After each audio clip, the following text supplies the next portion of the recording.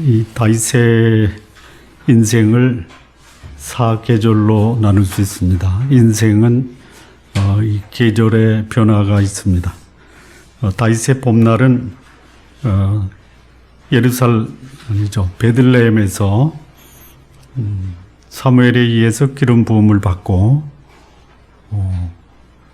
사울의 부름을 받아 왕궁에 거하면서 블레셋과의 싸움, 특별히 골리앗과의 싸움에서 승리를 하고 개선하는 그 개선 중에 백성들의 칭송을 듣는 그 시기가 다윗의 봄날입니다.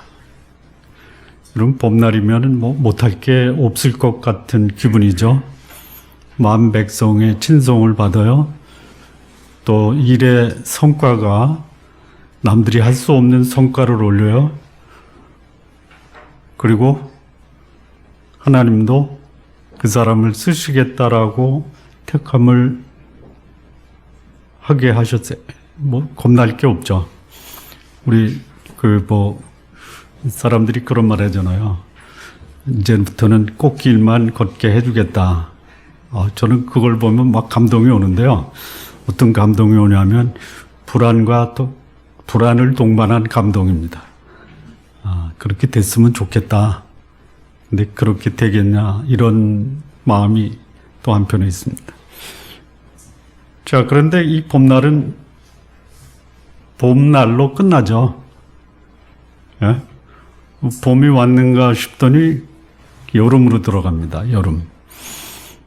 여름 하면 여름을 소위 특징 짓는 두 가지 사계절이 있는 곳에 씁니다. 두 가지 특징이 뭐죠? 땀. 땀. 땀입니다. 땀. 근데 땀이 특징보다는 땀을 나게 하는 게 있죠. 무더위라고 하는 거죠. 무더위. 또 하나는 뭐죠? 장마죠. 장마. 그러니까 이게 여름이에요.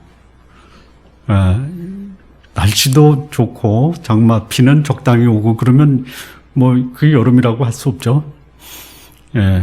그래서 그야말로 우리나라의 여름 기온이 38도까지 올라갔을 때 그냥 찜통이라고 그러잖아요. 빨리 갔으면 좋겠다. 근데 여러분, 그 여름에 어떤 일이 벌어집니까? 자연계에는? 뭐가 일어나요?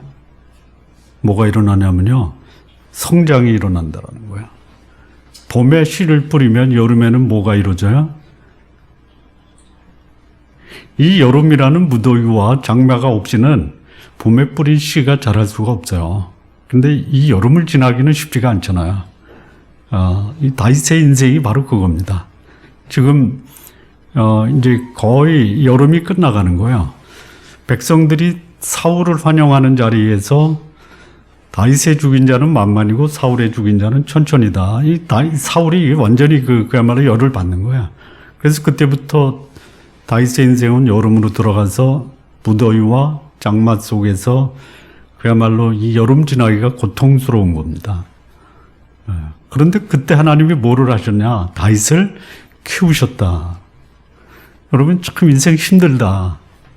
고통스럽다. 언제 이 여름이 지나갈까라고 할 때요, 성급하게 빨리 지나가기를 기대하시지 마십시오. 이거 겪어야 되고, 그 겪는 동안에 하나님은 나를 성장시키고 더 나아가서 성숙시키는 그 기회로 삼는다라는 거예요.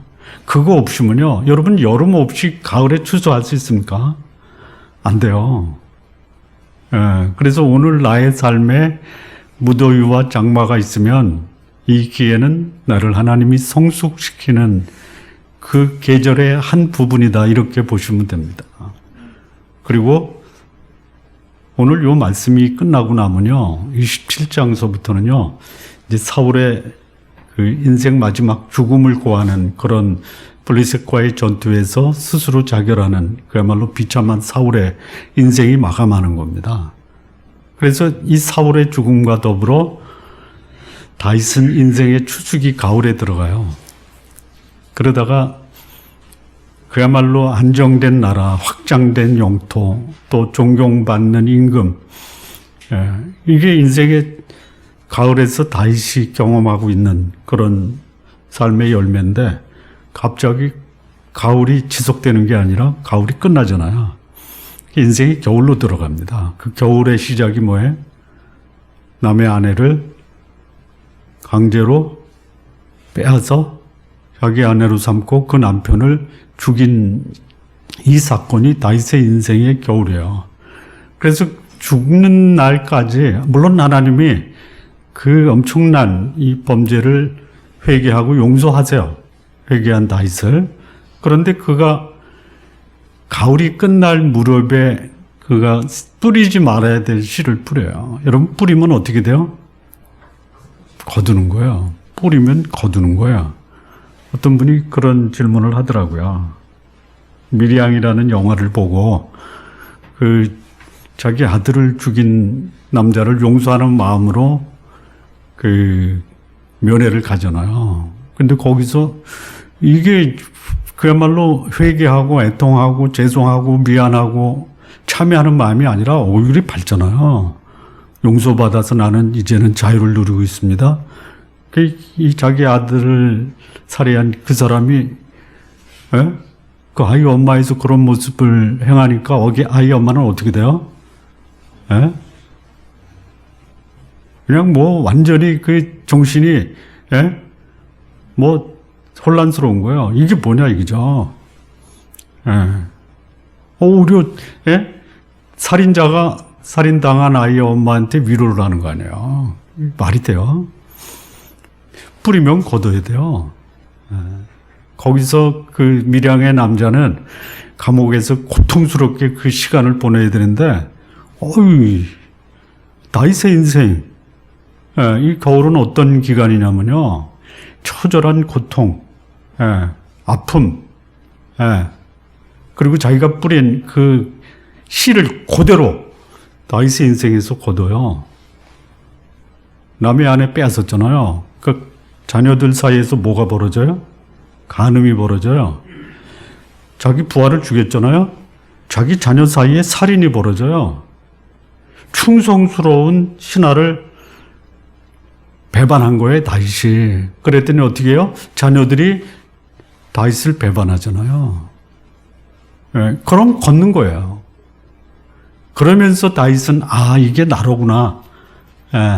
하나님의 은혜로 나를 임금 삼으시고 훈련시키시고 또 왕에 올라서 추수하게 하셨는데 거기서 끝나야 되지만 그렇지 않았다라는 것이 이게 다윗이 그렇다면은 오늘 이 시대를 사는 우리 모두도 그런 과정을 겪지 말라라는 보장이 없어요. 지금부터는 꽃길만 걷게 하겠습니다.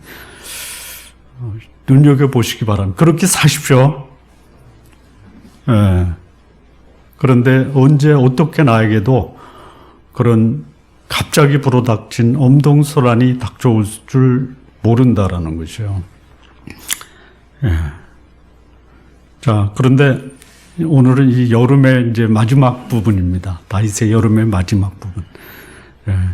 여름에 끝나고 나면 가을이 들어오는 추수기죠. 그러니까 여름이 끝나면 여름 끝에는 뭐를 보면 이 여름이 끝나간다라는 걸 알 수 있죠. 열매죠. 열매.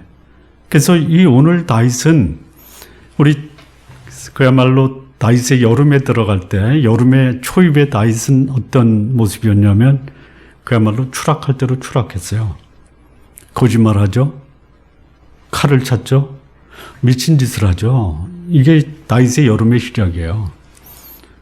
근데 그럴 수 없다. 거기서 만약에 뿌려진 씨가 말라서 죽어버렸다라고 하면 인생의 그 과정이 봄과 여름밖에 없잖아요. 그것도 여름도 시작되기 전에 봄이 끝나면서 그냥 인생이 마감돼. 그럴 수는 없다 이거죠. 그래서 그렇게 추락한 다윗이 다시 일어나요. 회복의 첫 번째 단계가. 회복을 위해서 하나님이 다윗에게 허락하신 것이 뭐죠? 회개와 기도예요. 하나님을 붙들고 일어나서 회복이 됩니다. 무더위와 또 올 줄 모르는 가뭄 때문에 뿌려진 씨가 다 죽을 줄 알았는데 하나님이 단비를 내려주는 거예요. 단비가 뭐예요? 회개와 기도예요. 그랬더니 하나님이 사람을 붙여주세요. 불안한 사람을 평안하게 만들어줘요. 회복된 다윗이 변화가 되는데요. 이 변화된 다윗의 모습이 뭡니까? 그의 시선이 자기를 바라보면서 불안했던 사람이 이 시선이 다른 사람에게 가는 거예요. 블레셋의 공격을 받았던 그 일랏 사람을 하나님께 여쭙잖아요. 내려가서 그들을 구하리까 구하라. 다윗과 함께한 모든 사람들은 안 됩니다 그랬어요. 근데 회복된 사람이 회복됐다라는 그 증거가 뭐냐? 변화거든요. 변화가 뭐예요?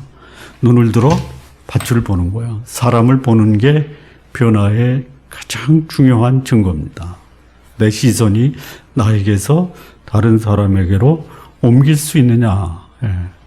그래서 이런 변화의 삶을 사는 다윗에게 하나님이 그 철천지 원수였던 이 사울과 만나게 하잖아요. 반전이 일어나는 거예요. 반전. 그래서 사울을 죽일 수 있는데 사울을 안 죽이고 그의 옷자락만 비잖아요. 그래서 진정한 반전은 뭐냐? 상황을 바꾸는 게 반전이 아니라 반전시킬 수 있는 상황에서 자신의 생각과 마음을 바꾸는 거라는 거야. 이게 진정한 반전이에요. 이 반전의 오늘 이 클라이맥스가 오늘 본문에 나온 겁니다. 진정한 반전과 또 여름 기간에 이루어져야 될 가장 중요한 성숙. 그래서 열매를 맺는 게 뭐냐? 인간관계예요. 인간관계에서 가장 중요한 소위 성숙의 모습이 뭐냐? 원수를 어떻게 할 거냐? 원수. 여러분 원수 같은 사람 있죠? 지난주에 여쭤봤더니 없다고 그러더라고요. 근데 원수는 있어요. 어떤 사람이냐면요. 생각하면 골치 아픈 사람, 이게 원수입니다. 저 사람 사업 망했으면 좋겠다 하는 사람 원수예요? 있잖아요. 쫄딱 망해라. 근데 그게 옆집에 있는 사람이나 멀리 있는 사람보다 가정 안에서 있잖아요. 있을 수 있어요. 근데 그 원수 같은 사람을 어떻게 대할 것이냐. 오늘 이 메시지 제목이 뭡니까? 원수를 외나무 다리에서 만나는. 그것도 얼굴과 얼굴, 눈을 맞대고 만나는 게 아니라요. 원수는 나를 못 보는데요. 나는 그 원수를 얼마든지 해줄 수 있어요. 외나무 다리에서 눈 감고 있는 원수를 만날 때 어떻게 할 것이냐. 이게 여름이 끝나가면서 성장 과정에서 맺어야 될 가장 중요한 요소가 뭐냐. 인격의 성숙이라는 거예요. 인격의 성숙.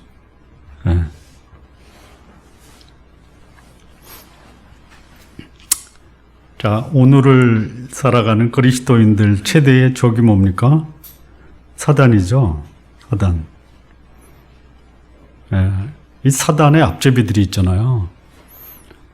여러분 창세기로부터 오늘날까지요. 하나님은 하나님의 사람과 어둠의 세력의 싸움이에요.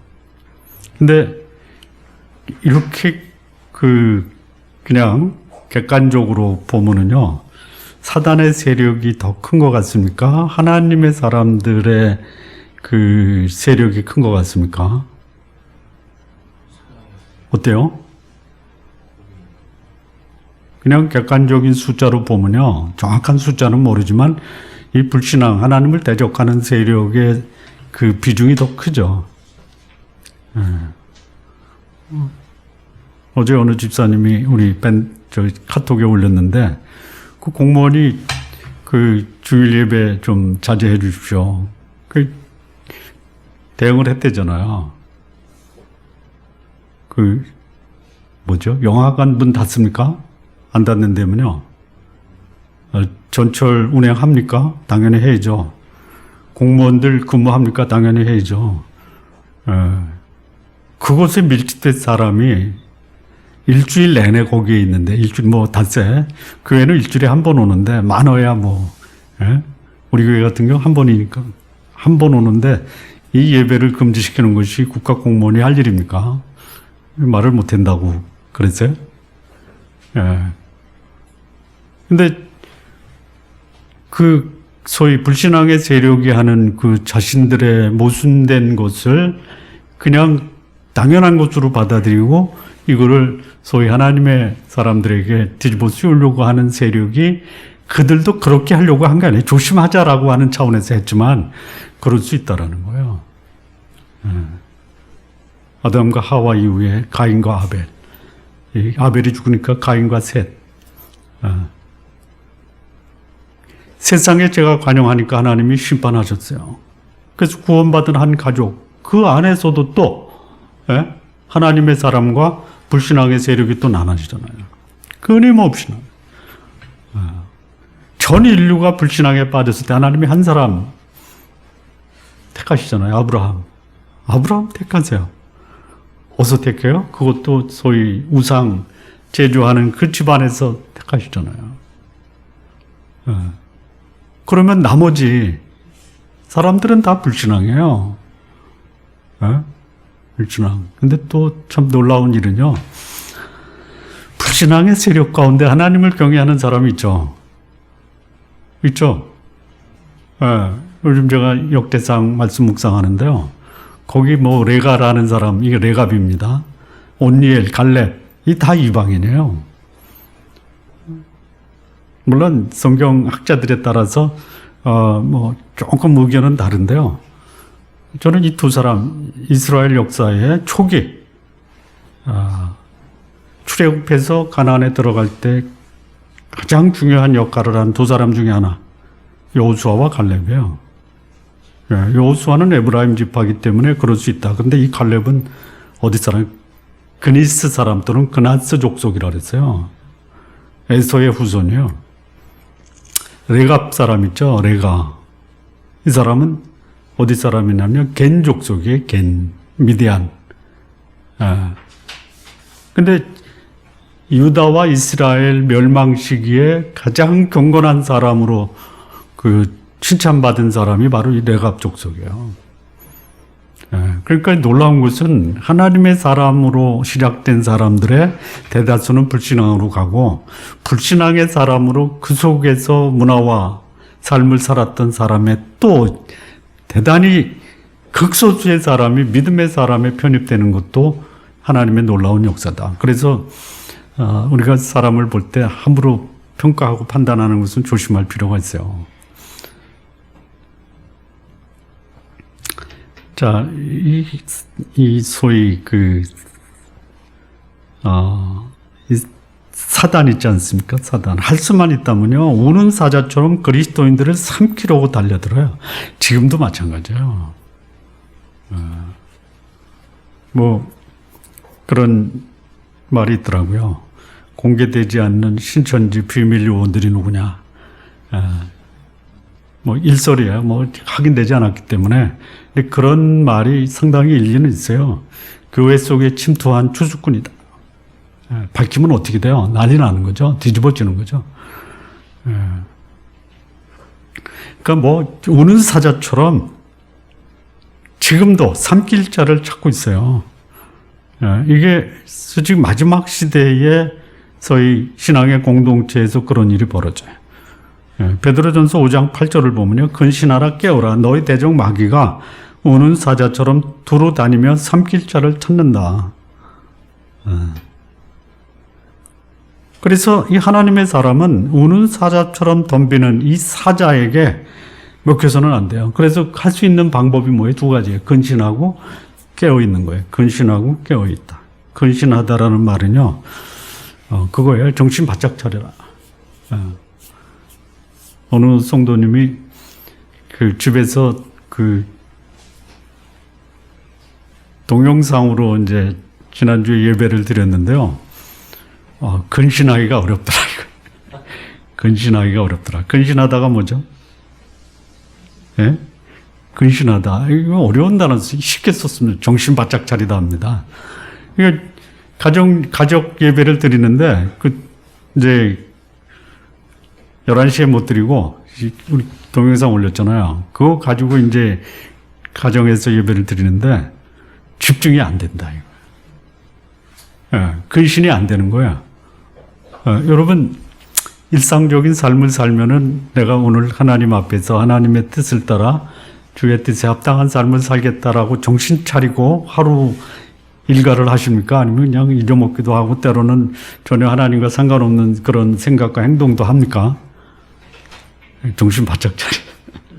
이게 근신하다. 근데 깨어라 했죠, 깨어라. 깨어라는 뭐야? 예? 깨어있는 사람들 있죠? 파수꾼들. 깨어있는 사람. 뭐 하는 사람이에요? 예? 주변을 잘 경계하는 거예요. 예.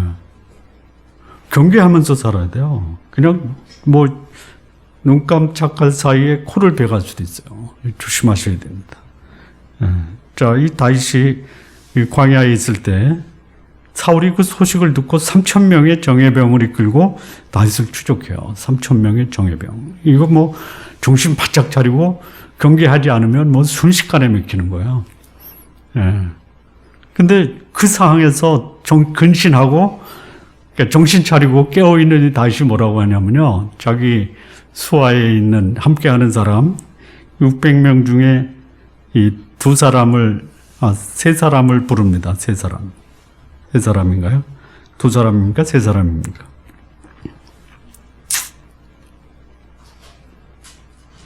네, 6절 보시죠. 이에 다윗이 햇사람 아히멜렉과 스루아의 아들 요압하고 아비새에게 이 두 사람이네요. 요압은 아니고요. 그러니까 이 스루아는 누구냐면 다윗의 누이예요. 누이. 제가 지난번에 조금 잘못 얘기한 것 같아요. 고모라고 했었죠. 예? 기억 안 나시죠? 누이입니다. 고모가 아니라. 예. 그러니까 고모의 아들의 세 사람이 있어요. 요압, 아비새, 아사헬. 그 중에 이 아비새와 여기 이제 햇사람, 아히멜렉, 다윗에게 중요한 참모 중에 이방인들이 있었잖아요. 예? 그 중에 한 사람이 이 아히멜렉, 또 햇사람 중에 유명한 장수가 있었죠. 누구죠? 우리야. 예. 그 아히멜렉과 조금 혼동되는 사람이 하나 있는데 그 누구나 아히도벨이라는 사람 있죠. 아히도벨 기억나십니까? 누구죠? 우리아의 장인이요? 우리아의 장인이 아니라 그 할아버지 뻘이지. 그러니까 그 우리아가 아히도벨의 손주사이죠. 그러니까 아히도벨의 아들은 엘리암과는 친구요. 근데 그 엘리암이 자기 딸을 자기 친구한테 준 거예요. 예, 그래서 이 아히멜렉은 햇사람이에요. 근데 처음에 조금 헷갈렸던 게 이 아히도벨이 햇사람이라 그 나중에 다윗을 반역했나? 그게 아니더라고요. 예, 전혀 다른 사람이에요. 예. 자, 그래서 이 다윗이 아히멜렉이 아닌 이 아비새, 수르아의 아들 아비새를 데리고 가서 사울에게 내려갑니다. 이게 뭐예요? 3,000명이 자기를 죽이려고 추적하는데 단 둘이서 사울에게 내려가는 거예요. 이게 하나님의 사람이다라는 거예요. 이게 하나님의 사람이다. 모두 다 두려워서 불안과 두려움 속에 있을 때 진정한 하나님 마음에 합한 사람은 그 불안과 두려움 속에 들어가서 두려움의 원인을 제거할 수 있다. 근데 제거 안 하죠. 제거 안 해요. 죽이지 않고 그의 곁에 있는 물병과 칼만 가지고 나옵니다. 그렇다면 우리 이 소위 신앙의 여름을 통과할 때, 무더위와 장마를 통과할 때 원수를 맞닥뜨렸다. 소위 가장 만나기 불편하고 만나서는 안 될 이 원수를 만날 때 어떻게 대할 것이냐. 소위 여름이라는 이 성장의 과정에서 가장 절정에 이를 때 인간관계를 어떻게 할 것이냐. 그것도 원수입니다. 원수에 대해서 이렇게 한다면요. 원수가 아닌 사람은 얼마든지 원만한 관계를 유지할 수 있어요. 우리 성도님들 하나님 믿고 일상의 삶을 살면서 이 원수 같은 사람을 어떻게 할 것이냐. 여기 다윗이 하나님 마음에 합했다라고 하는 그 증거가 뭐냐. 인간관계의 성공이에요. 인간관계의 성공. 그것도 원수와 같은 사람. 자, 성숙한 신앙인이 원수 같은 사람을 어떻게 대할 것이냐. 첫 번째입니다. 8절 구절을 보면요. 여기 아비새가 8절 다윗에게 이르되 하나님이 오늘 당신의 원수를 당신 손에 넘기셨습니다. 그러니 제가 간청합니다. 내가 창으로 그를 찔러서 단번에 땅에 꽂게 하소서. 내가 그를 2번 찌를 것이 없습니다. 그랬더니 9절에 다윗이 아비새에게 이르되 죽이지 말라. 누구든지 손을 들어 여호와의 기름 부음 받은 자를 치면 죄가 없겠느냐. 그건 잘못된 것이다. 이렇게 얘기하는 거예요. 원수 같은 사람을 제거할 수 있을 때 조심해야 될 게 뭐냐. 자신의 감정이나 또는 사회적 압력에 굴복하지 말고 하나님 뜻이 무엇인지를 분별하고 하나님 뜻에 순종하라라는 것이죠. 사업이 안 될 때 어떻게 사업을 성공시킬 것이냐. 성공하십시오. 근데 어떻게 하시라고요? 하나님의 방법대로. 내 길이 안 열릴 때 어떻게 할 것이냐. 하나님의 뜻이 무엇인지 묻고 또 하나님 뜻 앞에 순종하는 사람이 성숙한 신앙인의 모습이다라는 것이에요. 이 주변 사람 의견을 구하는 건 나쁘지 않은 거예요. 여론조사하고 설문조사하고 의견 수렴하고 지혜로운 처사지만요. 그것이 언제나 진리가 될 수는 없다. 참고사항은 돼도 그것이 내가 따라야 될 절대적인 진리가 되는 데는 한계가 있다. 왜 그렇습니까? 여론이다, 의견 수렴이다, 조언을 구하는 것은 다 뭐예요? 한계가 있고 연약하고 부패한 사람들의 의견이다라는 거야.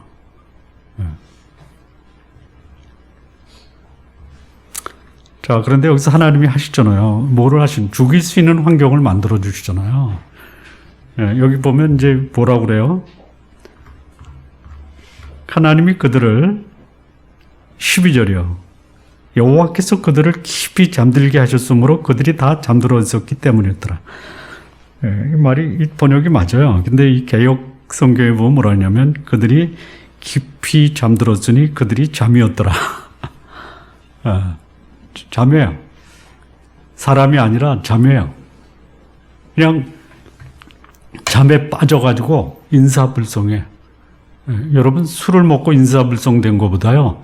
잠을 자면서 그 잠에 빠진 사람이요. 더 감각이 없죠. 하나님이 그렇게 하셨어요. 그런데 그런 상황에서 아비새가 죽입시다. 그래요. 죽입시다. 근데 안 죽여요. 안 죽여. 그러니까 이 원수 같은 사람을 만날 때 소위 의사결정의 기준이 이게 나한테 유리하고 유익하냐. 이게 상식적인 거거든요. 여러분, 사업을 하는 분들이 사업하면서 사업 결정할 때 하는 게 뭐예요? 시장 조사하죠. 또 사업 타당성 분석하죠. 그리고 그것에 대한 소위 벤치마킹 하죠. 그래도 사업하면요, 성공률이 10%예요. 근데 거기 신앙인이 이게 하나님의 뜻인가 물어볼까? 그러면 소위 함께 하는 사람들이요, 지금 뭐 하는 겁니까? 라고 그거 비웃을 수 있어요. 그러니까 그런 상황에서 타당성 분석을 하니까 아비새는 죽여야 된다. 충분히 죽일 수 있다. 다윗은 그렇게 하네요. 유리하고 유익하냐가 아니라 하나님이 이 상황에서 어떻게 나에게 행동하기를 원하시느냐, 거기에 초점을 맞춘 거예요. 이게 하나님의 사람, 이 성숙한 소위 하나님의 사람들의 의사결정에 중요한 요인이 뭐냐? 타당성 분석이 아니라 하나님의 뜻이 무엇인가를 물어야 된다라는 것이에요. 예. 그러니까 하나님의 그 뜻은요, 때로는 인간의 이성과 이해를 뛰어넘어요. 예. 그리고 또 어떤 때는 하나님께 순종하면 나에게 손해가 될 것이다라고 하는 때도 있어요. 있어요. 예. 그런데 성경은 우리에게 그런 상황에서 우리에게 주는 위로의 말씀이 뭐냐? 이사야 55장 8절 9절을 보면요. 여호와의 말씀에 내 생각은 너희 생각과 다르며 내 길은 너희 길과 달라서 하늘이 땅보다 높음 같이 내 길은 너희 길보다 높으며 내 생각은 너희 생각보다 높으니라. 우리는 5분 뒤를 모르죠. 그러니까 5분만 참으면 하나님의 행하실 하나님의 그 역사를 볼 텐데 4분까지 기다리다 1분 못 기다려서 일이 그르치는 경우도 있어요. 그건 진짜 보통 큰 축복이야. 5분만 기다리면 된다. 5분 기다리시죠? 근데 50일 기다리라. 기다릴 수 있죠? 5년 기다리라. 기다릴 수 있죠? 예, 너 죽은 다음에 내가 행할게. 그럴 수도 있죠? 예, 그러니까 하나님의 생각은 우리의 생각, 하나님의 길은 우리의 길과 다르다라는 거예요. 그런데 하나님의 뜻은 온전히 이루어집니다. 이 다윗이 그것을 믿고 하나님께 맡긴 거예요. 예, 우리 성도 여러분, 내 앞에 어떤 일이 벌어질까 몰라요. 내 생각과 판단, 부족하고 연약한 사람들의 생각과 의견에 따르는 것보다 역사와 또 내 인생, 내 생명을 주관하는 하나님 뜻에 여러분의 인생을 맡기시기 바랍니다. 두 번째인데요. 10절, 11절을 보면요. 다윗도 이 사울이 없었으면 좋겠어요. 여기 보시죠. 다윗이 또 이르되 여호와께서 살아계심을 두고 맹세하는데 여호와께서 그를 치시리니 혹 죽을 날이 이르거나 또는 전쟁에 나가서 망하리라.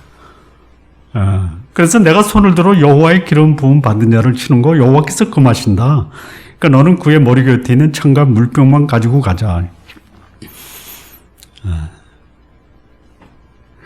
이 다윗이 사울을 어떻게 보냐면요. 하나님이 세우신 영적 권위, 하나님이 세우신 기름 부음 받은 자요.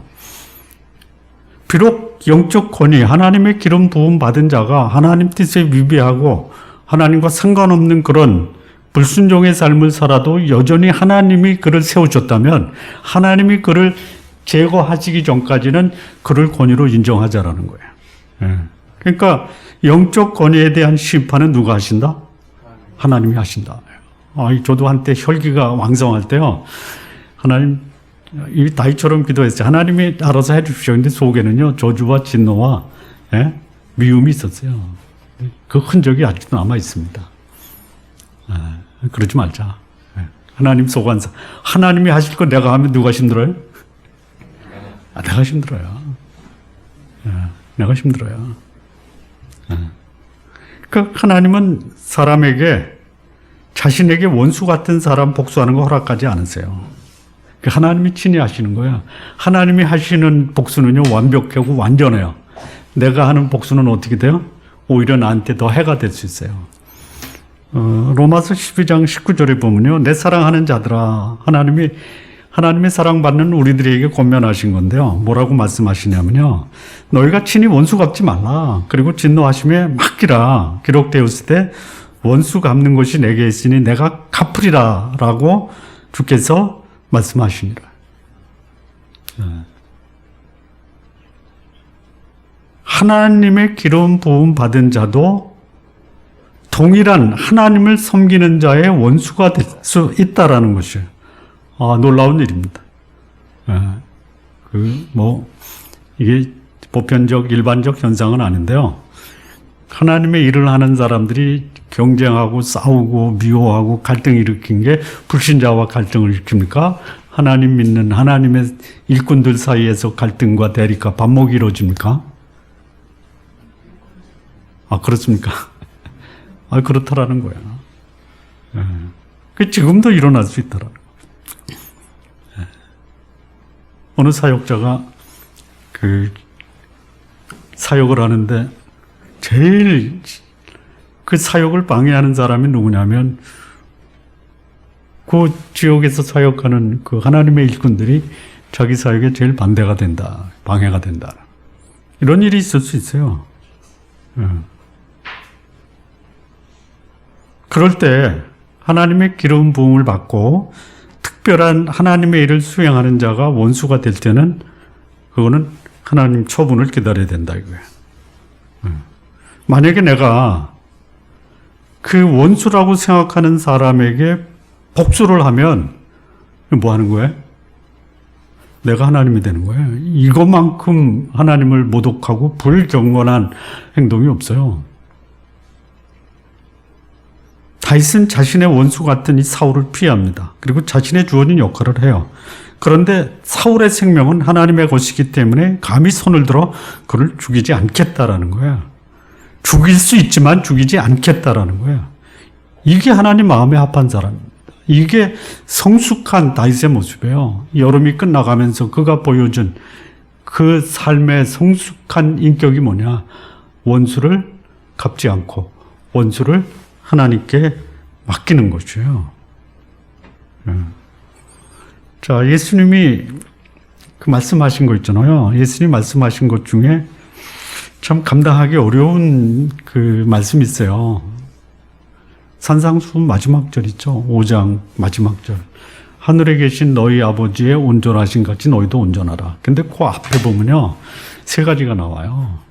온전한 것이 뭐냐? 첫째, 원수를 사랑하고. 둘째, 핍박하는 자를 축복하고. 셋째, 미워하는 자로서 기도하라.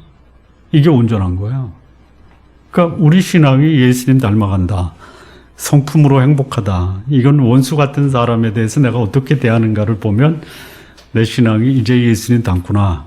예수님 우리에게 말씀하신 거예요. 그렇게 하셔야 돼요. 첫째, 원수는 어떻게 하라? 가슴에 손을 얹고요. 나도 원수를 사랑해야겠다. 둘째, 핍박하는 자를 축복해야겠다. 셋째, 내가 미워하는 자를 위해서는 기도해야 되겠다. 이게 인생의 여름, 무더운 여름, 지리한 여름을 통과할 때 하나님이 나에게 기대하시는 이 성숙한 삶의 모습이 원수를 사랑하는 거예요. 근데 그것이 오히려 원수를 갚을 때 경험하는 불안, 두려움, 짐 이것보다 그렇게 원수를 대할 때 하나님이 나에게 주시는 것이 뭐냐면 평안과 위로와 담대함과 그리고 하나님의 일을 맡겨주신다라는 거예요. 그러니까 원수를 사랑하는 것은 누구를 위해서 하는 거다? 나를 위해서 하는 거다. 나의 영혼을 위해서도 바람직하다라는 거 기억하시기 바랍니다. 자, 세 번째입니다. 여기 23절과 24절 말씀을 보면요. 한번 보시겠습니다. 여호와께서 사람에게 그의 공의와 신실을 따라 갚으시리니 이는 여호와께서 오늘 왕을 내 손에 넘기셨을 때 내가 손을 들어 여호와의 기름 부음 받은 자 치기를 원하지 아니하였습니다. 오늘 왕의 생명을 내가 중히 여긴 것 같이 내 생명을 여호와께서 중히 여기셔서 모든 환난에서 나를 구하여 내시기를 바라나이다. 요거는 이제 다윗이 물병과 창을 가지고 가서 멀리 떨어졌어요. 거기서 다윗이 소리 질러서 사울에게 말하는 거예요. 자, 이게 이제 영화의 한 장면이다 생각해 보세요. 영화의 한 장면. 관중의 우리. 그래서 사울과 다윗을 보는 거예요. 예? 그러면 우리의 마음이 사울에게 갈까요? 다윗에게 갈까요? 야, 멋지다라고 우리가 이 두 사람을 평가할 때 진짜 멋진 사람이 누구예요? 힘을 가지고 있는 사울입니까? 죽일 수 있는 상황에서 다윗을 용서하고 또 그것을 하나님께 맡긴 다윗이 우리의 칭찬과 박수를 받을 사람입니까? 다윗이죠. 그러니까 이 사람을 비교할 때 그의 재산, 권력, 이게 사람의 칭찬의 대상이 아니죠. 뭐가 칭찬의 대상이에요? 그가 상황을 어떻게 대처하느냐. 이 성숙한 인격이 사람의 칭찬의 대상이에요. 그러니까 성숙한 거를 보면 야, 어떻게 저렇게 불리하고 쫓기고 목숨이 그야말로 한 걸음 사이, 사망과 한 걸음 사이에서 다윗이 어떻게 이런 행동을 할 수 있을까? 그 다윗을 보면 그야말로 미친 짓 했던 그런 추락된 상황에서 어디까지 왔냐? 사울 때문에 미친 짓 했던 사람이 사울을 용서하고 그를 하나님의 사람으로 받아들인 이런 다윗의 성숙한 모습. 그러니까 이 다윗의 이 여름 과정은 무슨 과정이에요? 성숙의 과정, 성숙의 기회다라는 거예요. 사울로 인해서 도망자 신세, 그래서 오랜 세월을 억울한 상황을 겪었지만 이 기간을 뭘로 다윗이 받아들였냐면 자기 인격과 또 자기 직임에 대한 훈련과 성숙의 기회로 삼았다라는 것이죠.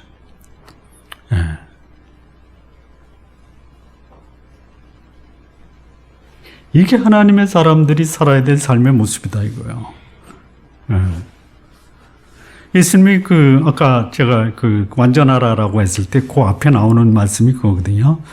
마태복음 5장 43절에서 44절. 또 내 이웃을 사랑하고 내 원수를 미워하라 하였다라는 것을 너희가 들었으나 나는 너희에게 이르노니 너희 원수를 사랑하고 너희 핍박하는 자를 박해하는 자를 기도하라. 여기 이제 이게 조금 이제 바뀐 건데 핍박하는 자는 축복하고 미워하는 자는 기도하라. 다른 복음서에서는 그렇게 되어 있습니다. 그러니까 외부 환경에 충동적이고 감정적으로 대응하는 것은 결코 선한 결과, 아름다운 결과를 가져올 수 없어요. 오히려 하지 않은 말도 못한 결실을 맺을 수 있다는 거예요. 여러분 전망을 보고 하십시오. 전망을 보고. 이렇게 하면 그 전망이 어떻게 될 것이냐. 그 인터넷 검색창에다가 홧김에 있죠? 홧김에를 한번 쳐보세요. 그러면요, 인터넷 검색창 어떠한 구글 검색 있죠? 하루 종일 해도야 못 끝나요. 사람들의 많은 의사결정이 홧김에 하는 경우가 많아요. 홧김에 하지 마십시오. 본인도 다치고요, 다른 사람도 다치고요, 공동체도 다치고요. 홧김에 하지 마십시오. 그러니까 사울의 행동은 충동적입니까? 아니면 인격적입니까? 충동적이죠. 그래서 자신의 인생이 망가졌어요. 자신의 가정도 망가졌어요. 그리고 이스라엘도 블레셋에 의해서 멸망당한 거예요.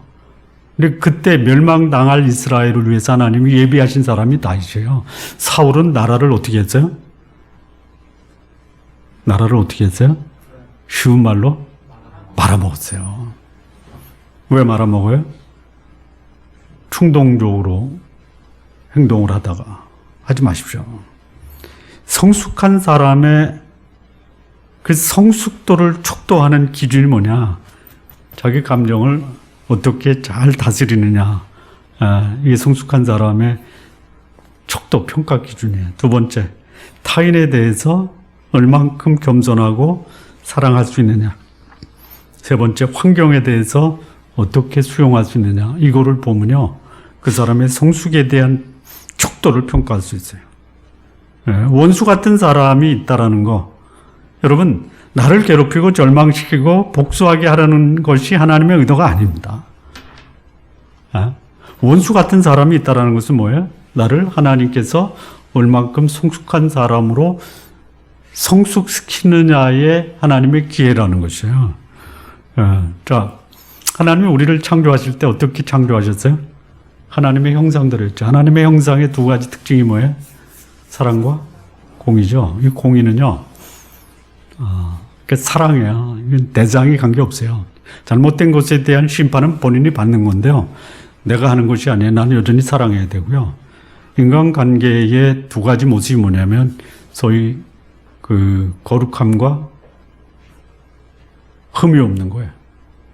사랑 안에서 그 앞에 거룩하고 흠이 없게 하시려고. 흠이 없다라는 것이 두 가지거든요. 첫째는 뭐냐면 의로운 것과 공평한 거예요. 원칙과 기준을 가지고 똑바로 가는 게 의입니다. 공평은 뭐예요? 인간관계 바르게 하라는 거예요. 이 의는 뭐냐면 영어로 right예요. 공평은 뭐예요? just예요. 비슷하죠? just, 인간관계의 바른 관계를 just라고 하는 거예요. right는 뭐예요? 상하 관계예요. 하나님과의 관계에서는 의고요. 인간관계에서는 공평해요. 차별이 없는 거예요. 이게 우리의 모습이에요. 하나님이 만드셨을 때. 우리를 구원하셨잖아요. 구원이 끝나는 게 아닙니다. 죄로부터 구원을 받은 사람은 어떻게 해야 돼요? 그 인격에 구원이 있어야 돼요. 두렵고 떨림으로 너희 구원을 이루라. 그래서 모든 일을 원망과 시비가 없이 하라. 그러니까 원망도 없고 시비가 없이 살아가는 것이 뭐예요? 오늘 우리의 구원을 이루는 거예요. 그게 뭐예요? 의와 공평이라는 거예요. 다시 그런 모습을 보여주신 거예요. 그러니 하나님이 그를 하나님 마음에 합한 사람이고 이스라엘의 가장 위대한 임금으로 그에게 하나님이 통치자로서의 그런 역량과 또 사람을 품을 수 있는 리더십을 주신 거예요. 자, 우리 성도님들 이제 쉽지는 않지만 하나님 마음에 합한 다윗의 모습처럼 여러분의 삶에도 이런 모습이 있기를 바랍니다. 마무리 짓겠습니다. 그리스도인들에게도요, 원수 같은 사람이 있어요. 문제는 원수가 아니에요. 이 원수 같은 사람을 어떻게 할 것이냐입니다. 하나님 원수를 없애주지 마십시오. 안 없어집니다. 무더운 여름 지리한 장마 안 없어집니다. 그럼 이 기회를 어떻게 할 것이냐는 대목이에요. 세상 사람들 원수 갚으라 해요. 추운 때는 더운 데로 가서 겨울을 지내고 더울 때는 시원한 데 가서 보내라. 그건 근본적인 해결이 아닙니다. 추운 데는 추운 대로 견디고 더울 때는 더울 대로 견디면서 거기서 내 인격의 열매를 맺어가야 된다라는 거예요.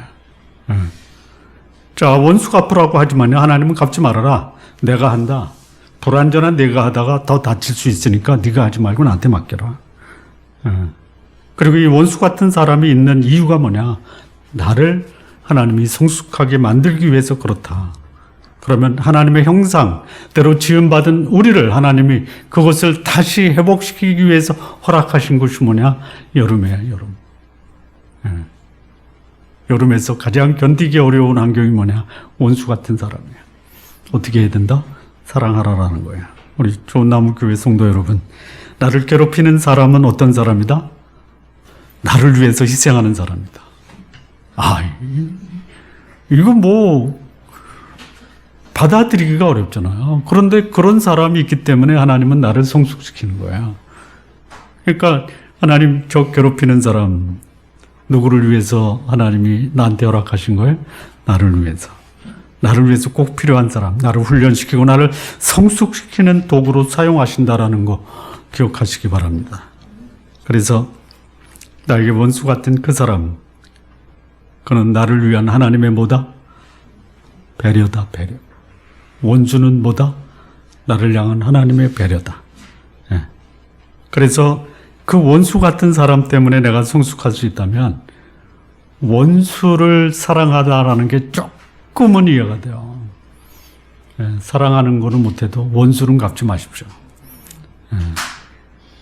그리고 그 원수 같은 사람 때문에 내가 성숙했고 하나님의 큰 일을 맡게 됐다라고 하면요, 그때는 감사하시고 그리고 생각을 좀 넓혀서 이 원수 같은 사람도 품을 수 있는 이런 성도님들 되시기를 바랍니다. 기도하시겠습니다.